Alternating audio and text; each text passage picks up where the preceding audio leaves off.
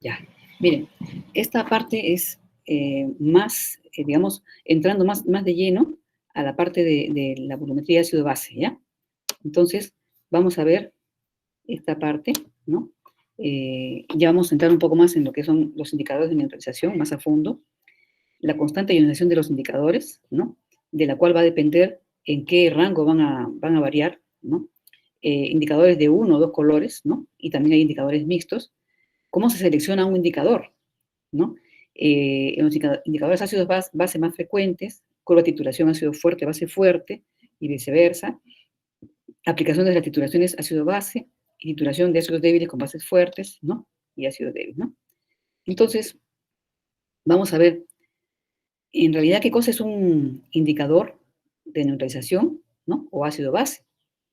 Ellos tienen, digamos, se emplean para determinar el punto final de una titulación, ¿no? Que ese punto final debe estar lo más cercano al punto de equivalencia, ¿no? Estos son ácidos orgánicos generalmente o bases orgánicas débiles, ¿ya? Deben ser débiles de todas maneras, ¿ya? Cuyo color difiere del correspondiente a la base o al ácido conjugado. ¿Qué quiere decir esto? Que cuando se ionizan, ¿no? Cambian de color, ¿no? Una cosa es el indicador cuando está en forma ácida o básica y otra cosa es cuando está ionizado, ¿no? Entonces, generalmente hay algunos indicadores que tienen un solo color, como la frontaleína, por ejemplo, que es la más conocida, ¿no? Pero la mayoría tiene dos colores, ¿no? Y cada indicador va a cambiar de color en un intervalo definido de pH, ¿ya? Que se denomina intervalo de transición o rango de viraje, ¿no? Del indicador.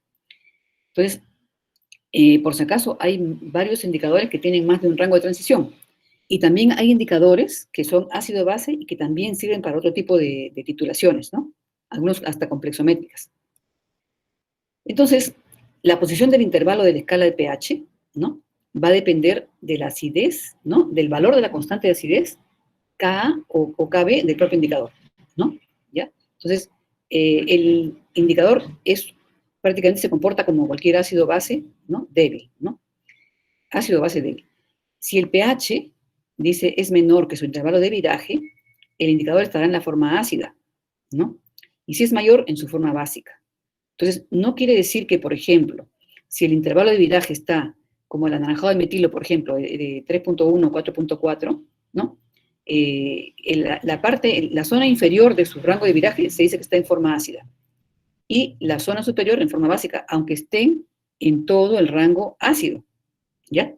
O sea, esto es relativamente hablando, ¿no?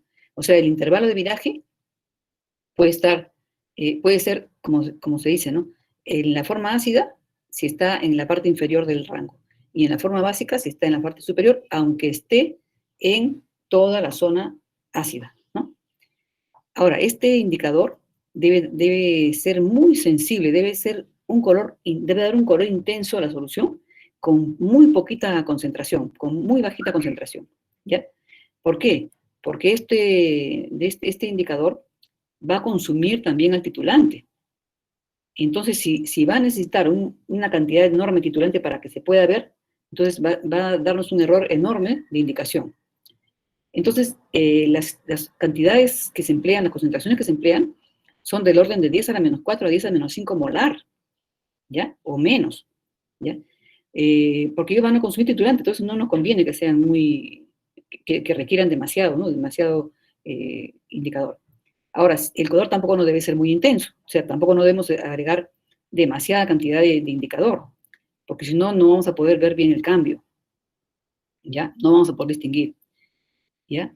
Por ejemplo, ustedes no sé si han hecho ya, creo que todavía no, algunos han hecho, nosotros hicimos en el laboratorio la determinación de cloruros en, en agua potable y utilizamos un indicador que no es ácido base, ¿no? Sino que es un indicador de precipitación. Este indicador es el cromato de potasio y es 0,2 molar, o sea, bastante más concentrado que estos, ¿ya? Por eso que se tiene que hacer correr un blanco de todas maneras, ¿ya? Para poder determinar el error. Entonces, en este caso, generalmente los indicadores ácido-base son bastante eficientes, ¿no? Y permiten un color intenso con concentraciones bajas, ¿no? De 10 a la menos 4 a 10 a la menos 5 molar. Entonces, no nos conviene, pues, demasiado indicador, ¿no? Y hay que usar lo mínimo necesario porque si no tenemos un error de indicación mayor. Entonces, el rango de viraje debe ser corto, ¿ya? Para que sea sensible. No puede ser un rango muy largo, ¿no? ¿Ya? Lo que se quiere es que una cantidad bien chiquitita de titulante cause un cambio abrupto de color, o sea, un cambio brusco de color. No es, por ejemplo, el naranjado metilo no es tan bueno, ¿no? Ustedes han notado que, sobre todo en soluciones diluidas, no es muy sensible y ahora van a entender mejor por qué, ¿no? Entonces, los dos colores que son extremos, ¿no? De la forma ácida y la forma básica, ¿no? Tienen que ser diferentes en cuanto al tono, o sea, lo más distinto que sea, ¿no? Que sea posible para que se pueda lograr un buen contraste, ¿ya? Lo ideal sería que los colores fueran complementarios, ¿no? ¿Ya? Por ejemplo, amarillo con azul, por ejemplo, sería ideal, ¿no? Pero a veces el anaranjado, por ejemplo, tiene amarillo, perdón, anaranjado, ¿no? De amarillo a anaranjado y nada más, ¿no? Entonces no es tan bueno. El rojo metilo tiene mejor cambio, ¿no? Si consideramos que son ácidos y bases de Bronsted, ¿no? En la forma ácida va a ser H y N, se va a representar así, ¿no? H y N, eso es un ácido del indicador, un indicador ácido, ¿no? Entonces, vamos digamos, a ionizarlo, ¿no? Se va a ionizar en el agua como H+, ¿no? Un protón y la forma libre o la forma básica del indicador. Entonces, esta es la forma, digamos, ácida y esta es la forma básica o libre, ¿no? La forma ionizada, ¿ya? Entonces, así como todo ácido tiene su constante de indicación, perdón, su constante de ionización, perdón, ¿ya? Entonces, su reacción va a ser esta que ya hemos visto anteriormente, en la diapositiva anterior, ¿ya? Se va a ionizar de esta forma. Y miren ustedes acá, esto es un equilibrio. Aunque yo no he podido hacerle el equilibrio en forma de flechitas continuas, pero sí, esto es un equilibrio, ¿ya? Y todas estas reacciones son reacciones, digamos, en equilibrio. No son reacciones en las cuales se va solamente hacia los productos. Ustedes van a notar que hay este equilibrio, ¿no? Son reversibles.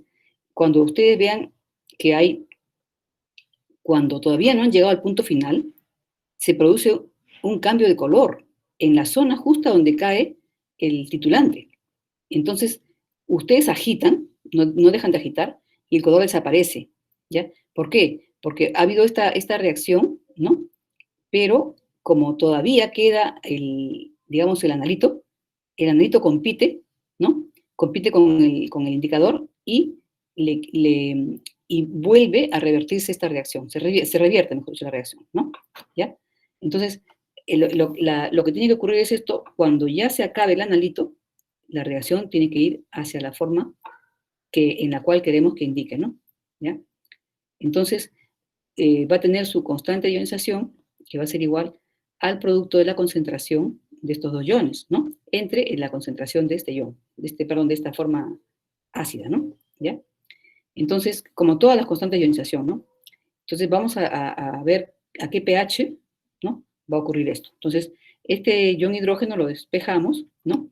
Y vamos a tener que la constante de ionización va a estar multiplicada por la concentración del indicador en su forma no ionizada entre la forma ionizada. Entonces, como esta es una constante, ¿no? Esto se llama forma ácida y forma básica. Como esta es una constante, entonces, ¿de qué va a depender el pH? De la relación de estos dos, ¿no? De la relación de estos dos, de cuál sea la proporción entre ellos, ¿no? Entonces, tomando acá, ¿no? Ya le pasamos a la forma logarítmica, ¿no? Va a ser igual al pH, al pKin, ¿no? Más el logaritmo. Esto ustedes notarán que se invierte, ¿no? Porque el logaritmo negativo, ¿no es cierto? El pH, el P implica un logaritmo negativo, entonces por eso se invierte esto, ¿no? Llega a ser la relación entre el logaritmo de la fase ionizada entre la fase no ionizada, ¿no? Entonces este es importante. Y considerando su ionización, ¿no? Tenemos acá, esta es la constante de ionización y como lo habíamos expresado inicialmente, ¿no? Entonces, se puede ordenar de esta forma, ¿no? Esta relación, ¿no? Y esta otra relación de acá, ¿no? Entonces, K y N entre la concentración de ion hidrógeno, ¿no? Y N menos en la concentración del ion, ¿no? Del ionizado, o la forma básica entre la forma ácida, ¿no? Ahora, ¿qué pasa si la forma ácida y la forma básica tienen la misma concentración, ¿no? Digamos como punto medio, ¿no? Entonces, resultaría que la concentración de ion hidrógeno sería igual a KI, ¿no es cierto? Porque si esto es igual a esto sale 1, entonces para que esto salga 1, esta tiene que ser igual a esta, ¿no es cierto? Este valor. Entonces, la concentración de ion hidrógeno va a ser igual a KI en un momento dado en el cual las concentraciones, ¿no? Se van a igualar, estos dos. Entonces, hay un 50% de concentración de cada una de las formas de indicador en este punto, ¿no?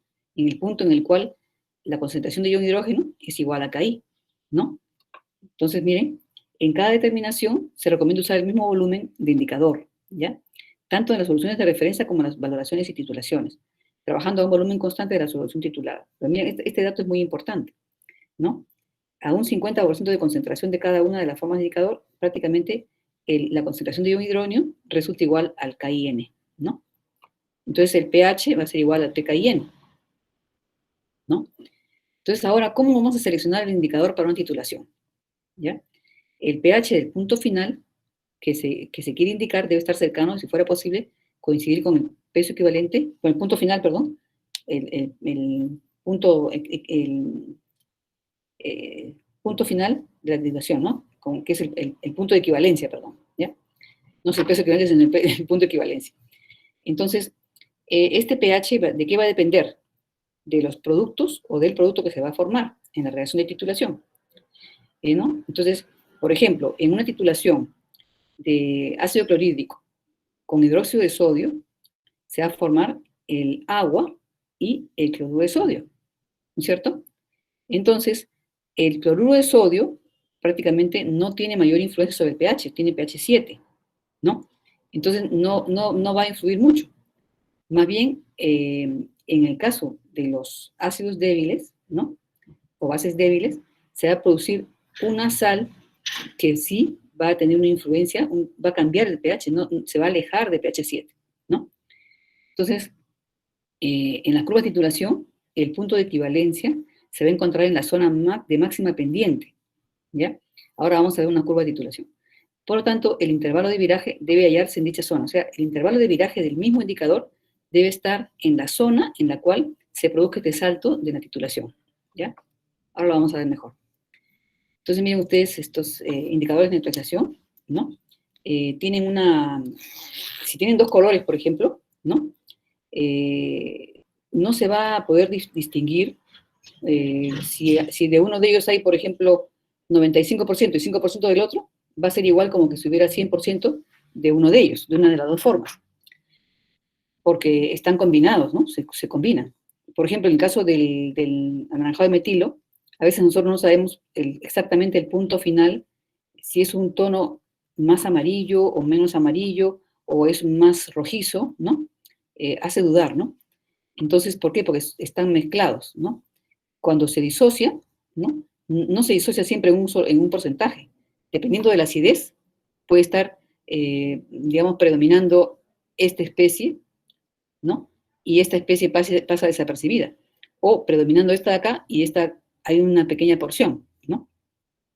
Entonces, si la forma, digamos, ácida del indicador es de color rojo, ¿no? Y esta de color amarillo, la forma básica, cuando comparamos una solución en donde solamente está en la forma ácida, que es roja, por ejemplo, con otra solución en la que haya una mezcla de 99 con cierto de rojo y 1% de amarillo, lo van a ver igual, no van a diferenciar, ¿no? Los colores se van a mezclar. Entonces, para poder diferenciar nosotros, ¿no?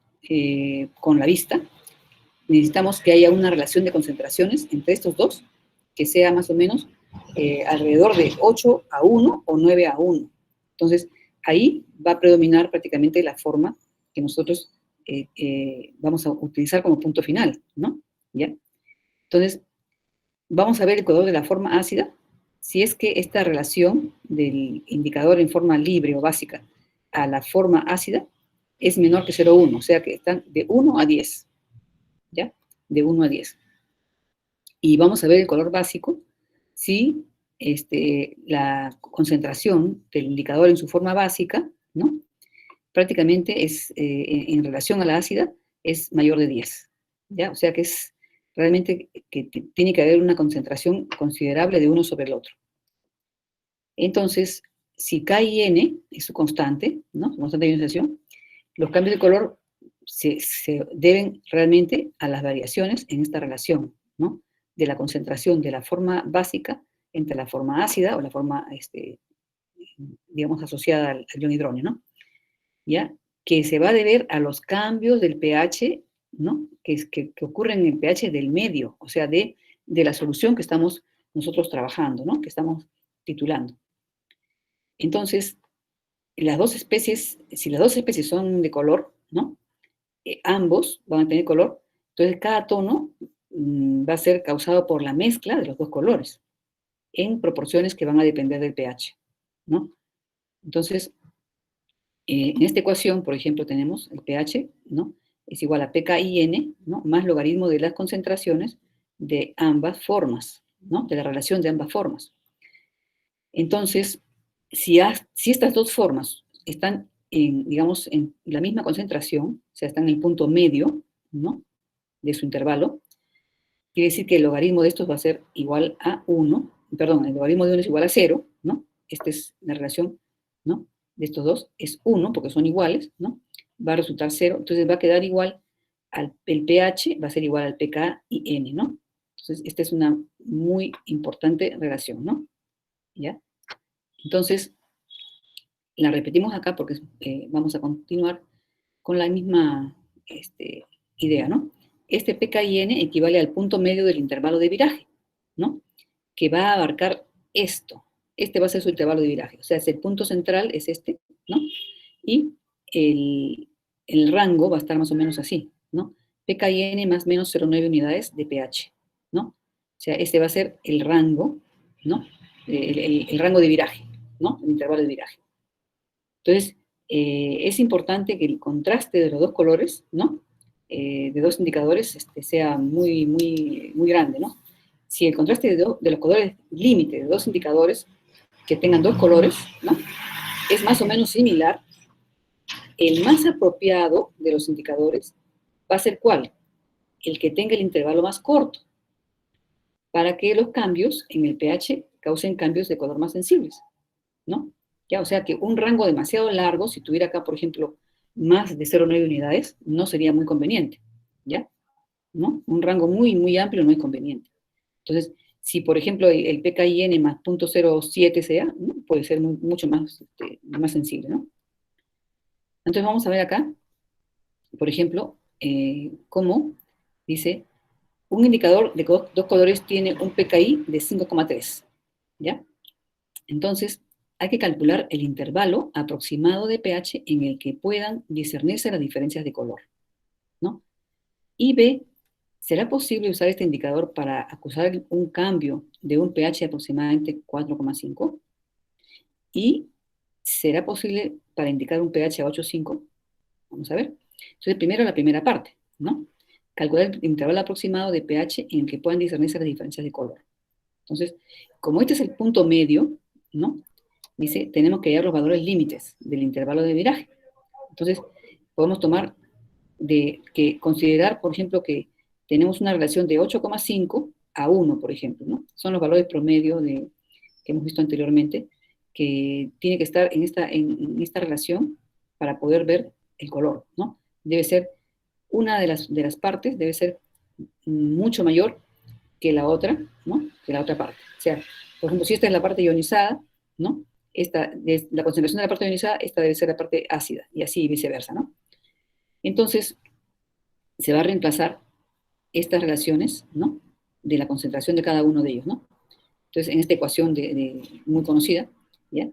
Y vamos a poner logaritmo, ¿no? De la forma básica o libre entre la forma ácida. Entonces, aquí va a ser igual, este es el pKIN, que es igual al 5,3, ¿no? Y más o menos el logaritmo de 8,5, ¿no? Esto va a ser igual a 5,3 más o menos 0,93, ¿no? Entonces, ¿qué quiere decir esto? Que le restamos a este 5,3, 0,93, y le sumamos a este 0,3, 0,93, y tenemos 4,4 a 6,2, ¿no? ¿Ya? Entonces, ahora vamos a ver, 4,4, miren, este 4,5 está incluido ahí, ¿no? 4,5 está incluido acá, ¿ya? Pero en el extremo, en este extremo, ¿ya? En el extremo ácido, digamos, en la parte ácida de este indicador, ¿no? Y más bien esto no, esto está afuera. Entonces vamos a ver la siguiente diapositiva, ¿no? El pH 4,5 está incluido en el rango de miraje. Entonces, ajustando el color muy cercano a la zona ácida pura, ¿no? Se puede lograr una indicación de pH 4,5 muy aproximada, ¿no? O sea, ¿qué quiere decir acá? No vamos a ir al punto medio, sino nos vamos a ir al extremo, ¿no? Que es prácticamente el 4,5, ¿no? Es el 4,5, 4,6, ¿no? Y el pH 8,5 sí está fuera del rango prácticamente, ¿no? Por ejemplo, nosotros vamos a llevar el indicador a la forma básica, ¿no? Y va a llegar al color que tiene la forma básica, a partir de pH 6,2. Y después va a seguir con el mismo color. Entonces, no vamos a saber cuándo es pH 8,5. No vamos a saber. Simplemente vamos a saber que el pH es mayor que 6,2. Entonces, no nos sirve este indicador para este valor, para indicar este valor. O sea, si queremos indicar un punto final, un punto de equivalencia cercano a este, porque el producto que da la reacción es más o menos de estas características, no lo podemos utilizar, ¿no? Entonces, ¿cuáles son los indicadores más usados? ¿Ya? Son el anaranjado de metilo, por ejemplo, ¿no? Es muy utilizado, a pesar de que tiene sus problemitas, pero en soluciones más concentradas funciona mejor. En soluciones diluidas sí es un poquito más fastidiosito. La mayoría se preparan en concentraciones de 0,1 a 1 gramo de solución. La mayoría 0,1. Acá tenemos otro también, la tropeolina, la sal sódica del rojo de metilo, por ejemplo, que es soluble en el agua, mientras que el rojo de metilo es soluble en alcohol. No vayan a confundirlos, son diferentes, ¿no? ¿Ya? Se hace una sal sódica para que sea soluble en el agua. El amarillo de glicerina también se utiliza, ¿no? Y hay varios solubles en alcohol, ¿no? Que como el amarillo de metilo, el rojo neutro, el rojo de metilo, la fenolftaleína y la timoltaleína, ¿no? Estos son de rango más alto. Y hay también mezclas de indicadores, ¿no? Se les llama indicadores mixtos. Se utilizan cuando no se tiene un buen cambio, ¿no? Un cambio agudo definido en el punto final. Entonces se puede mezclar dos indicadores, ¿no? O un indicador con otro colorante, por ejemplo, ¿no? Con un colorante que no necesariamente cambia, sino sirve de fondo, en las proporciones adecuadas para dar un cambio agudo a un pH definido. Por ejemplo, el anaranjado de metilo, que ustedes ya han visto que es un poquito fastidioso, ¿no? Con índigo carmín, en esta proporción de acá. Pero esto es por litro, ¿ya? Por litro. Entonces, la forma alcalina va a ser verde. Miren, este es un cambio interesante. Y el pH 4 es gris.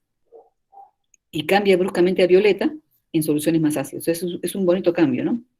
¿Ya? Entonces, esto se tiene que mantener en un frasco ámbar y preferible en la oscuridad. Entonces, la mayoría de indicadores también son sensibles a la luz también, ¿no? Entonces, por ejemplo, acá tenemos un poco más, vamos a entrar un poquito más en lo que es la volumetría de neutralización, ¿no? La parte más teórica, ¿no? Esto se basa siempre en el equilibrio ácido-base, en las teorías de ionización de Arrhenius, ¿no? Los conceptos de Bronsted-Lowry, ¿no? En los cuales el solvente, o sea, el agua en este caso, va a intervenir activamente en las reacciones ácido-base.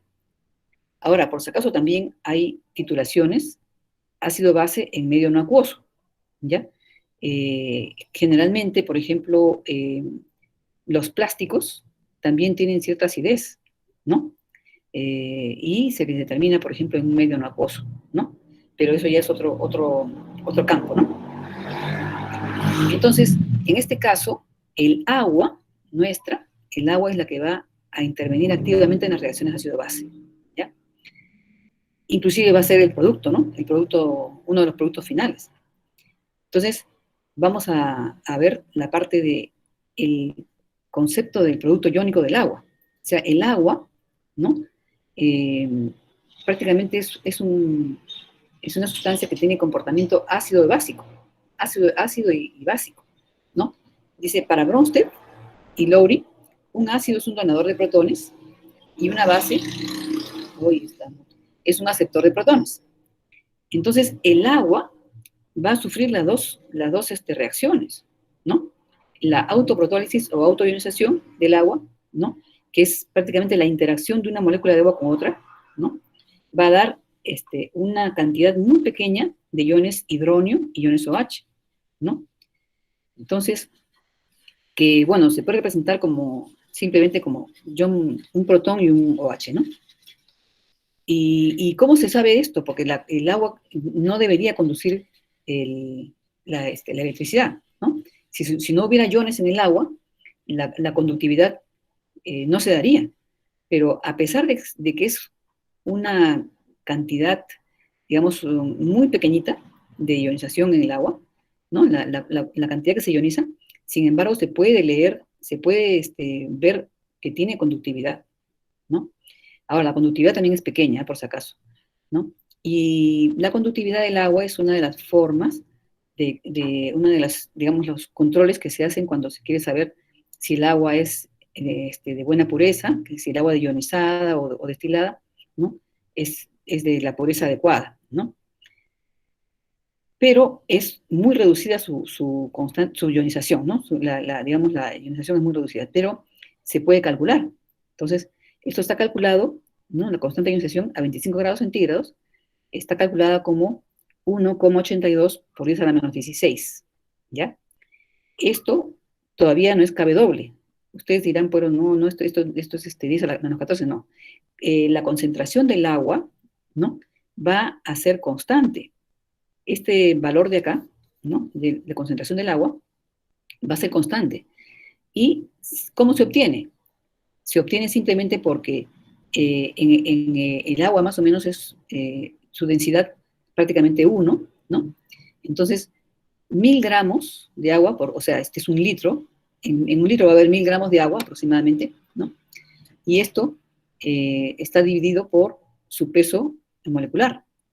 Resulta 55,55 moles por litro. Es la concentración del agua en el agua, ¿no?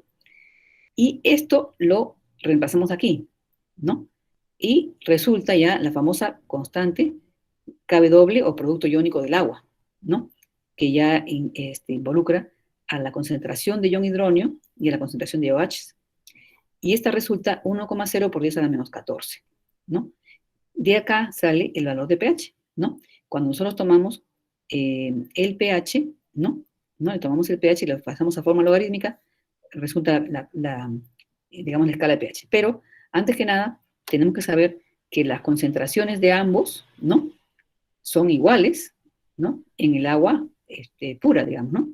1,07, 1,0, perdón, por eso la menos 7 es la concentración de OH y la concentración de ion hidronio, ¿no? Entonces, el producto de ambos es el producto iónico del agua, ¿no? 1,0 por 10 a la menos 14. Entonces, el señor Sorensen, en 1909, para no trabajar de esta forma, ¿no? Digamos, desarrolló el concepto de pH, ¿no? Y le tomó, al pH le llamó al logaritmo de la inversa de la concentración de iones hidronio, ¿no? Que es igual a menos logaritmo de la concentración de iones hidronio, y también el pOH es igual a menos el logaritmo de la concentración de iones OH, que es lo mismo que es 1 sobre la concentración de iones OH, ¿no? Entonces, y luego Kw se va a escribir en términos logarítmicos también, diciendo pKw, ¿no?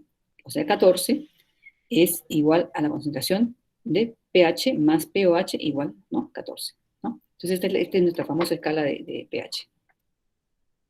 Entonces, ahora vamos a ver cómo es que, digamos, cuando uno va, digamos, titulando, va agregando una base, por ejemplo, a un ácido fuerte, ¿no? ¿Qué tipo de cambios ocurren, ¿no? Y cómo se pueden representar gráficamente esos cambios, ¿no? Entonces, para eso se tienen las famosas curvas de titulación. Son la representación gráfica de un proceso de titulación, ¿no? Entonces, ¿pero para qué lo hacemos? ¿Cuál es su utilidad? ¿No? Miren, son interesantes estas curvas. Permiten determinar si una titulación es posible o no. Por ejemplo, si un ácido es demasiado débil, ¿no? O una base demasiado débil, no es factible su titulación, ¿ya? Ahora vamos a ver en qué rango se produce esto, ¿no? ¿Ya? Entonces, vamos a ver si se puede, ¿no? Detectar el punto final, si es observable, ¿no? La curva de titulación debe presentar un cambio abrupto, un cambio brusco de pH en las cercanías del punto de equivalencia, ¿no? Si no tiene este cambio brusco, ¿no? Que se pueda percibir de alguna forma, no se podría hacer una titulación, no sería factible, ¿ya? La magnitud del salto de pH necesario va a depender del método disponible para determinar el punto final. ¿Qué ocurre? Cuando tenemos ácidos bien débiles, ¿no? A veces no se puede ver con indicadores, no permiten porque el cambio es muy paulatino. Entonces, estaríamos prácticamente en dificultades para diferenciar, ¿no? Pero también hay métodos instrumentales que sí permiten encontrar estos saltos, ¿no? Permiten definir mejor los saltos en de una manera instrumental, ¿ya? Entonces, miren ustedes, con el indicador visual, con los indicadores visuales, ¿no? El salto de pH deberá ser de 2 unidades de pH por lo menos, ¿ya? Que es el intervalo de viraje de la mayoría de indicadores. Entonces, ahí, si tenemos un buen salto de pH, ¿no? Un buen cambio, entonces sí podemos titular, ¿no? Sí va a ser factible. Pero si el salto es menor, ¿no? La titulación podría comenzar y terminar dentro del rango de viraje y no se percibiría el cambio neto de color. Entonces, claro que también eso es relativo, ¿no? ¿No? Esto es relativo, pero igual hay esa dificultad, ¿no? Que debe ser un salto grande, ¿no? Un salto grande. Entonces, si no, para poder ver el cambio de color, no, si el salto fuera así, ¿no? Poquito, poquito, poquito, poquito, no tendríamos la certeza de cuál es el punto medio, ¿no? Cuál es el punto de máxima inflexión, como le llaman ellos, ¿no? Entonces, estos métodos instrumentales, ¿no? Sí nos ayudan, ¿ya? El salto de pH puede ser menor de 2 unidades de pH en estos casos cuando son métodos instrumentales. Y se puede percibir mediante técnicas que son más sensibles para detectar el punto final, ¿no? Por ejemplo, hay potenciométrico, amperométrico, culométrico, conductimétrico, etcétera, ¿no? Yo les comento que nosotros teníamos en la empresa, producíamos el poliéster, ¿no? El poliéster, grado fibra primero y después grado botella, son distintos, ¿no? No son iguales, tienen diferentes características. Entonces, nosotros teníamos un método que se llamaba determinación de carboxilos terminales en poliéster, ¿ya?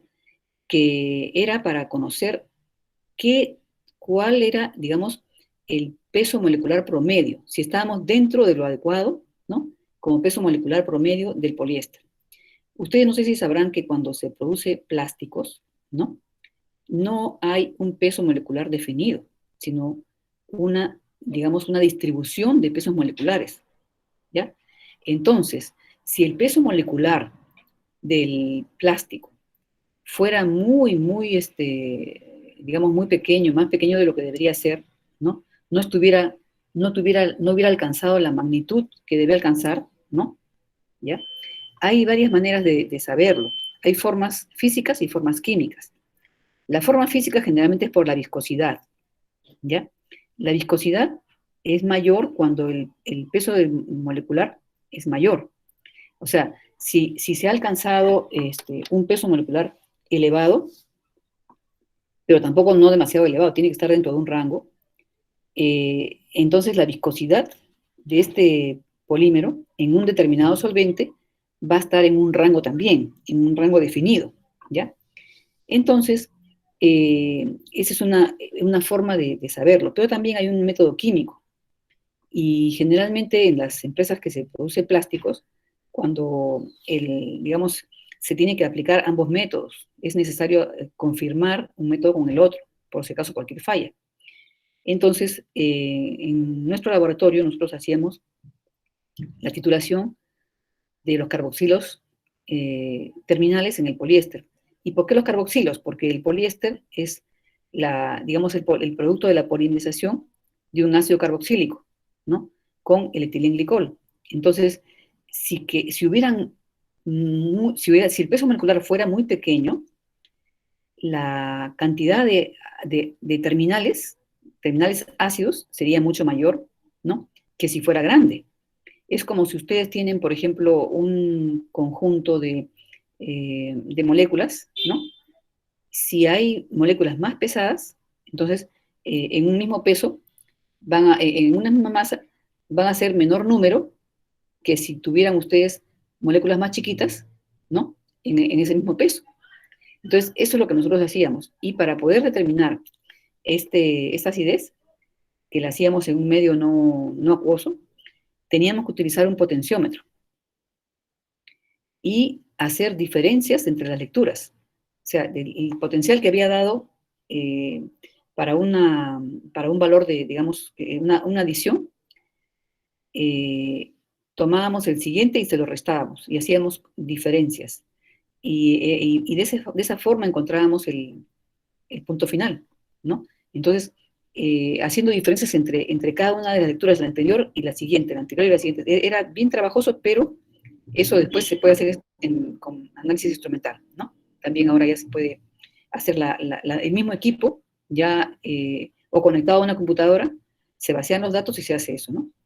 Pero nosotros lo hacíamos manual, pero con un potenciómetro. Entonces, regresando a esta parte de las curvas, ¿no? El salto del pH se va a reducir cuando las soluciones son más diluidas, ¿no? Por ejemplo, en la determinación de la alcalinidad, se utiliza una solución de ácido sulfúrico o sulfámico, en el caso que hemos hecho nosotros, 0.02 normal, ¿no? Entonces, los saltos, el salto se va a reducir, ¿ya? Después se va a comparar, van a ver ustedes la comparación de curvas de titulación de ácido clorhídrico 1 normal, 0,1 y 0.01, ¿no? Y vamos a ver cómo cambian los valores de pH, ¿no? En la zona del salto, el salto del cambio del punto de final, ¿no? Y también las titulaciones de ácidos o bases débiles, ¿no? Con bases o ácidos fuertes, según la constante que tenga de acidez o la constante de basicidad, ¿no? Va a ser proporcional, ¿no? ¿Ya? Si es muy básica, perdón, muy ácido, muy débil, va a ser muy difícil que se pueda titular, ¿no? Por ejemplo, el ácido bórico no se puede titular, ¿ya? Es demasiado débil. Ahora vamos a ver este tipo de casos, ¿no? Entonces, digamos, otra aplicación de la curva de titulación es que se puede determinar y calcular errores sistemáticos de una titulación, o sea, se pueden, digamos, corregir, ¿no? Se pueden detectar y corregir errores de una titulación. Y permite seleccionar indicadores, ¿no? O indicadores adecuados para una titulación y escoger aquellos donde el error sea mínimo, ¿no? Acá tenemos pues una curva típica de titulación, miren, dos curvas. Ácido fuerte es esta que está acá, ¿no? ¿Ya? Ácido clorhídrico, miren ustedes el tremendo salto que se obtiene, ¿no? Es un salto grande, ¿no? El punto final está por acá, ¿no? El punto de máxima inflexión, ¿ya? Es acá, prácticamente en el pH 7, ¿no? Y luego tenemos un ácido débil, que es el ácido acético, miren, el pH, inclusive en el punto inicial, sin haber agregado nada, ya es mayor. ¿Por qué? Porque está menos ionizado, ¿no? Y miren ustedes acá, va a tener, este salto va a ser menor, ¿no? Aquí sí coinciden, ¿no? Pero acá, cuando este ya está saltando, el otro recién empieza a saltar, ¿no? ¿Ya? Entonces, esta es una gráfica típica. Y ya vamos a tener acá, vamos a empezar a hacer cálculos de curvas de neutralización teórica, ¿ya? Ácido fuerte versus base fuerte.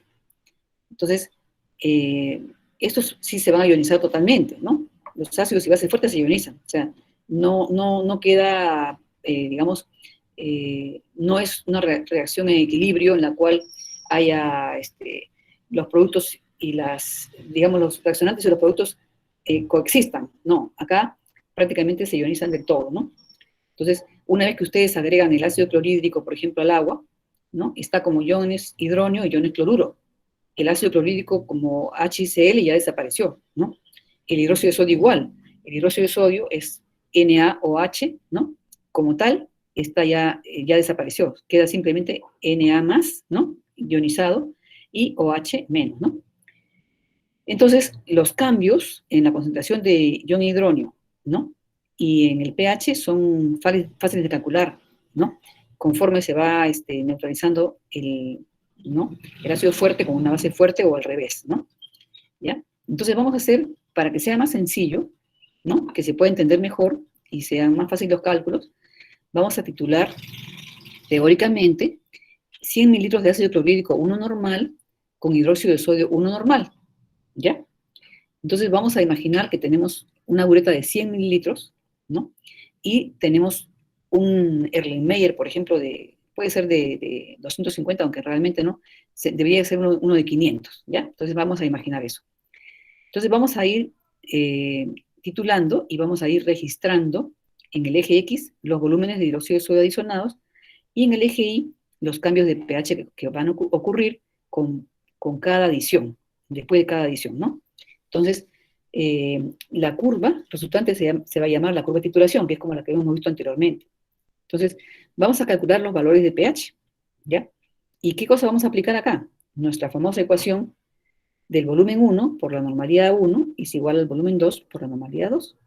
Entonces, miren ustedes, esta ecuación es sumamente útil, ¿ya?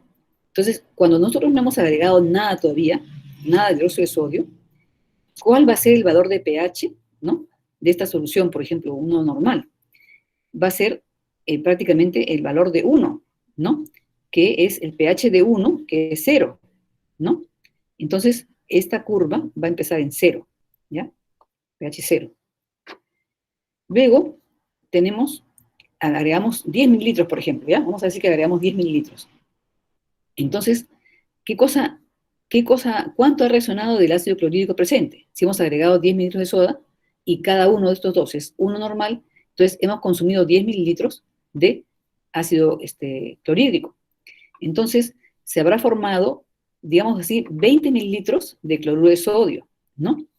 Y que el cloruro de sodio no va a influir en el pH, pero sí han quedado libres 90 mililitros de ácido clorhídrico, ¿no es cierto? ¿Ya? Esos 90 mililitros ahora están en un volumen total de 110, ¿no? Porque nosotros teníamos 100 de ácido y hemos agregado 10 de base, entonces tenemos 110. Entonces este es el volumen 1, ¿no? Por la normalidad 1, y entre 110, que es el volumen nuevo, va a dar el volumen, la concentración 2 de ion hidróneo, ¿no es cierto? La segunda concentración. Entonces, esto sale 0,818 normal, ¿ya? Esta es su concentración. Entonces, a esto le vamos a tomar el pH, ¿no? A esta concentración de ion hidróneo. Le tomamos el pH a la inversa de esta concentración, ¿no? El mejor logaritmo, perdón, de la inversa. Entonces, sale 0,087, ¿ya? Es el primer punto a los 10 mililitros, digamos. El segundo punto, ¿no? El punto anterior es 0. Luego vamos a agregar, por ejemplo, 25 mililitros de soda.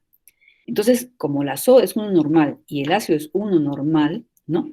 Entonces vamos a tener que van a reaccionar 25 mililitros de soda se van a neutralizar con 25 mililitros de ácido clorhídrico. Entonces vamos a tener 50 mililitros de cloruro de sodio, ¿no? De la mitad de la concentración, ¿no? Pero van a quedar 75 mililitros de los 100, ¿no? Hemos consumido 25, digamos, ¿no? Nos van a quedar 75 mililitros del ácido libre, ¿no? Entonces, vamos a calcular cuál es su concentración. 75 mililitros eran, ¿no? De ácido 1 normal originalmente, ¿no? Y ahora están en 125 mililitros, ¿no? Por la dilución que ha habido al agregar 25 mililitros, ¿no? 100 más 25. Entonces tenemos ahora que es 0,6 normal. y tomándole la inversa, ¿no? Y logarítmica, el logaritmo de 1 sobre 0,6 sale 0,22. Luego vamos a agregar 50, y acá estamos a la mitad, ¿no? La mitad de la titulación, 50 mililitros de hidróxido de sodio, y van a neutralizar a 50 de ácido, ¿no? Van a quedar entonces 50 de ácido clorhídrico libre en un volumen total de 150, ¿no? Entonces es la tercera parte de la concentración, ¿ya? Como ustedes pueden ver acá, ¿no? Es 3,3 por 10 a la menos 1 y el pH es 0,48, ¿no? Es el logaritmo de la inversa de esto, ¿no? Entonces, continuamos ahora, llegamos a 99 mililitros de hidróxido de sodio, un normal adicionado. Entonces, nos va a quedar solamente 1 mililitro de ácido clorhídrico libre. Prácticamente acá tenemos casi puro cloruro de sodio, ¿no? ¿Ya? Entonces, tenemos ahora el volumen de 199. Entonces, ¿cuál va a ser la concentración de este ácido clorhídrico que nos queda libre? Va a ser igual a 1 mililitro, ¿no? Por su concentración inicial, 1 normal, entre su nuevo volumen, ¿no? ¿Ya? De su nuevo volumen, que va a ser 5 por 10 a la menos 3 normal. Entonces, eso equivale a un pH de 2,3. Miren, todavía, fíjense, estamos en el punto, solamente tenemos 1 mililitro libre y tenemos este pH tan bajito. Miren, ¿eh? Y ahora vamos a ver el salto que va a dar esto. Cuando lleguemos a 100 mililitros, ¿qué va a haber? Puro cloruro de sodio, ¿no es cierto? Solamente cloruro de sodio, y cloruro de sodio ya no hay ácido libre, entonces, ¿qué cosa va a ocurrir? Vamos a tener que la concentración de iones hidronio y de OH va a ser igual. Entonces tenemos 10 a la menos 7, ¿no? 10 a la menos 7, que equivale a un pH de 7, ¿no? Entonces, miren ustedes el salto gigante que ha dado, fíjense, retrocediendo de 2,3, ¿no? Pasamos a 7. Es un super salto, ¿no? Entonces, pero ahora sí, nosotros, digamos que no tenemos un indicador que marque 7 exacto, ¿no? Entonces, ¿qué va a pasar? Vamos a agregar una gotita de hidróxido de sodio, ¿no? Ya no vamos a tener ácido clorhídrico libre, sino vamos a tener un ligero exceso de hidróxido de sodio. Entonces, vamos a suponer que hemos agregado 0,1 mililitros de hidróxido de sodio. Entonces tenemos 100,1 mililitros, ¿no? Perdón, a los 200 mililitros que tenemos ahí, que en este caso tenemos 200 mililitros, le vamos a agregar 0,1 de hidróxido de sodio, ¿no? Que sería 100,1 en total, porque estos 100 ya se neutralizaron y quedaría 0,1 de exceso, ¿no? Entonces tendríamos ahora ya no hidróneo, sino tendríamos OH, ¿no? Entonces, lo que está libre ahora es el OH. Entonces tenemos 0,1 de OH normal por 1, que era su normalidad, ¿no? Perdón, este es 0,1 mililitros por 1 normal, ¿ya? Acá me he equivocado, tengo que corregir esto. Entre 200,1 mililitros totales, ¿no? Ese es todo el volumen que tenemos ahora. Entonces es 5 por 10 a la menos 4, ¿ya? Pero esto es concentración de OH. Entonces, calculamos el pOH y resulta que 3,3. Entonces, el pH va a ser igual a 14 menos 3,3, que es igual a 10,7, ¿no? Entonces, miren ustedes este salto, ¿desde dónde llega? ¿Desde dónde está? Porque el punto de equivalencia va a estar acá, pero como nosotros no tenemos un indicador que nos dé en este pH, este cambio, que detecte ese cambio, entonces vamos a tener que, agregando un pequeño exceso de soda, ¿no? Vamos a tener este pH 7, 17. Inclusive, de repente, con 0,05 de soda ya tendríamos suficiente para estar en un pH en el cambio de la fenolftaleína, ¿no? Entonces, miren, hay que observar que en el punto de equivalencia estos son iguales, ¿no? Como se dice acá, ¿no? Y el cálculo de pH se basa en la constante de ionización del agua, ¿no? Kw, ¿ya? Siendo la concentración de ion hidronio, ¿no? 10 a la menos 7 y el pH 7, ¿no? Mientras en los puntos antes y después se va a calcular en función del ácido no neutralizado y de la base en exceso, ¿no? Respectivamente, para ácidos fuertes versus bases fuertes y viceversa. Esto es para casos de ácidos fuertes, ¿ya? Por ejemplo, aquí tenemos la titulación de 100 mililitros de ácido clorhídrico, ¿no? Pero con hidróxido de sodio pero de diferentes normalidades. Si yo titulo de ácido clorhídrico 1 normal, lo titulo con hidróxido de sodio 1 normal. Si titulo con solución de ácido clorhídrico 0,1, utilizo un hidróxido 0,1. Y este de acá, si titulo el ácido clorhídrico .01 normal, 100 mililitros, también utilizo una soda de la misma normalidad. Entonces, vamos a ver las diferencias. Miren, por ejemplo, acá tenemos que el pH, ¿no?, de esta solución 1 normal que acabamos de ver su curva es 0, ¿no es cierto?, la inicial, cuando no hemos agregado nada.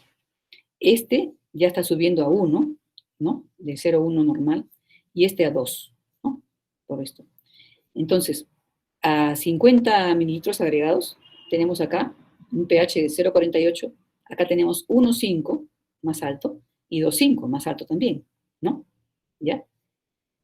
A 90, por ejemplo, tenemos acá un pH de 1,3, acá 2,3 y acá 3,3. Miren esta diferencia, ¿no? Por eso que el indicador no necesariamente es adecuado, el mismo para todas las concentraciones. A 99 mililitros agregados de la soda, de cualquiera de las 3 sodas, ¿no?, en su respectivo ácido, tenemos acá, por ejemplo, 1 por 10 a la menos 3, perdón, 3 de pH acá, 4 y 5, ¿no? Y a 99,9 tenemos 3,3 de pH acá, ¿no?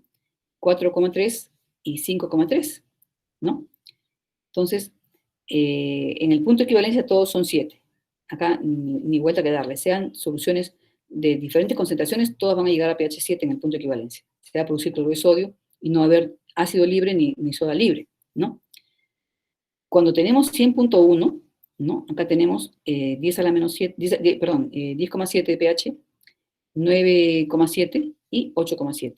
Entonces, si ustedes se dan cuenta, este salto, ¿no?, este salto de acá, es menor, este rango, de 5,3 a 8,7, es menor que este rango de acá, ¿no? Y también que este, ¿no? Entonces, por eso decía, conforme se diluyen las soluciones, los saltos son menores. Y por eso también es que los indicadores no nos dan un cambio tan neto, ¿no? No dan un cambio tan neto porque justamente este está en 3,1 a 4,4 su rango de variación, ¿no? Y prácticamente no hay muchos cambios, ¿no? No hay muchos cambios acá, ¿no?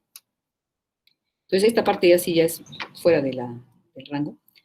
Entonces, vamos a evaluar el uso del anaranjado de metilo y la fenolftaleína en una titulación de ácido fuerte base fuerte, ¿no? Entonces, como vemos, el rango de viraje del anaranjado de metilo es 3,1, ¿no?, donde está este rojo, y pasa a 4,4, que es un amarillo anaranjado. La fenolftaleína de 8, que es el incoloro, ¿no?, a 9,8. Entonces, esta es la zona ácida de la fenolftaleína y esta es la zona básica, ¿no? Entonces, por ejemplo, el bicarbonato está ácido a la fenolftaleína, ¿no? Pero el carbonato de sodio es básico, ¿no? Entonces, en la tabla anterior, el pH es 3 a los 99,8 de hidróxido de sodio, normal, ¿no? El anaranjado de metilo está en su forma ácida, ¿no? Por acá, está en su forma ácida, por acá. Y a los 99,9 el pH es 4,3. Entonces, ya estaría el indicador cambiando de tono amarillo, ¿no? Porque aquí está en 4,4 y es casi lo mismo, ¿no? Cambia de tono amarillo anaranjado, ¿no? Y sufre un cambio fuerte de pH y el color adicional 0,1 de soda de 4,3 a 7. Entonces se pone totalmente, ¿no? Pasa al anaranjado completo, ¿no? Anaranjado rojizo, ¿no? Anaranjado, perdón, anaranjado, amarillo. Entonces, con la fenolftaleína, al llegar a pH 7, si se usa fenolftaleína en lugar de anaranjado de metilo, el pH 7 todavía sigue incoloro a la fenolftaleína, ¿no? Está en menos de 8. Y a 100,1 de base 1 normal va a subir a 10,7, ¿no? Y ahí va a dar va a cambiar a violeta bruscamente, ¿no? Entonces, ambos indicadores se pueden utilizar, ¿no? Ambos indicadores se pueden utilizar para ácido fuerte, base fuerte, ¿ya? Pero siempre hay que tener presente que, digamos, cuando se titula, por ejemplo, con soluciones de hidróxido de sodio, ¿no? El hidróxido de sodio, por ser higroscópico, absorbe CO2, ¿no? Y eso también da cierto error, ¿ya? Entonces, hay alguna variación en los resultados, ¿ya? Entonces, muchas veces se prepara también con agua hervida para librarla del CO2, ¿no? Y también se pone en las burretas, en la parte superior, se le pone una trampa para CO2. Entonces, chicos, yo creo que ya nos vamos despidiendo en la siguiente, ¿ya? Y esta titulación de soluciones ácido fuerte, base fuerte, más diluidas, como hemos visto 0,1 y 0,01, van a dar saltos más suaves, ¿no? Entonces, no siempre se puede utilizar el anaranjado de metilo en estos casos, ¿no? ¿Bien? Los saltos son más agudos si las soluciones son más concentradas. Y los blancos de indicador son muy pequeños, ¿no? Cuando se tiene error, para calcular el error. Si titulamos soluciones más diluidas, ¿no?